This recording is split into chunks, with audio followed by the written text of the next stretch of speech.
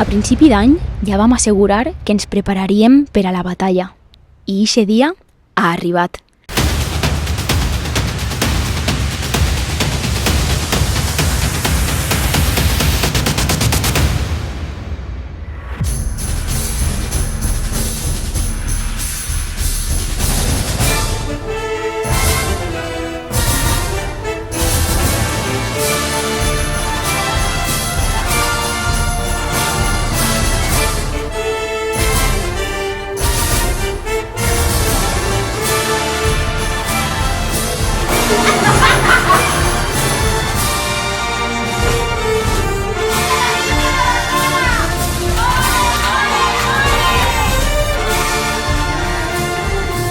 Molta gent m'ha fet eixa pregunta que sempre genera tanta expectació.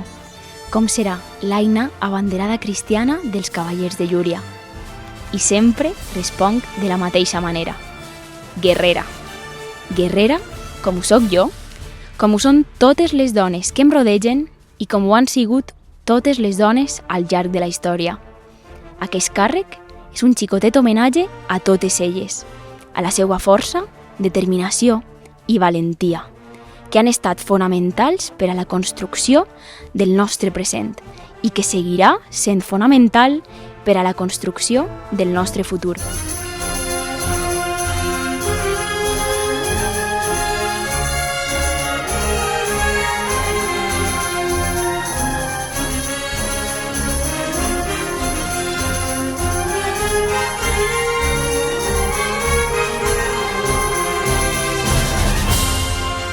Els seus esforços ens inspiren a seguir endavant, a mantenir viva la flama de les nostres tradicions i a continuar treballant per un futur millor.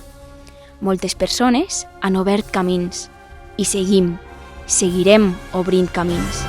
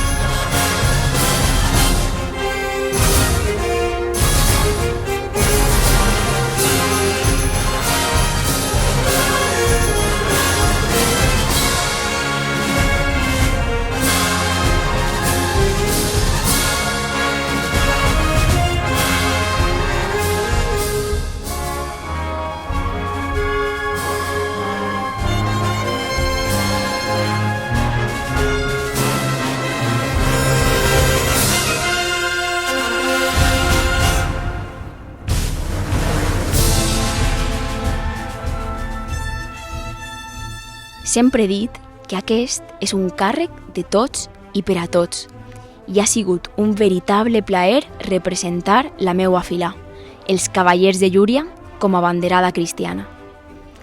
Ens hem preparat per a la batalla i, com diu el nostre himne, l'himne de la fila Cavallers de Llúria, ho hem fet lluint la creu i el palau comtal. Sí, així ho hem fet.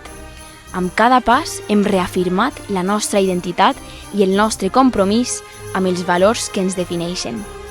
Hem treballat colze a colze, junts per una mateixa passió, i hem viscut moments inoblidables que quedaran per sempre en la nostra memòria col·lectiva, com a filà i com a poble.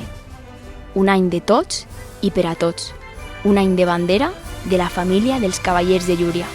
Un any daurat.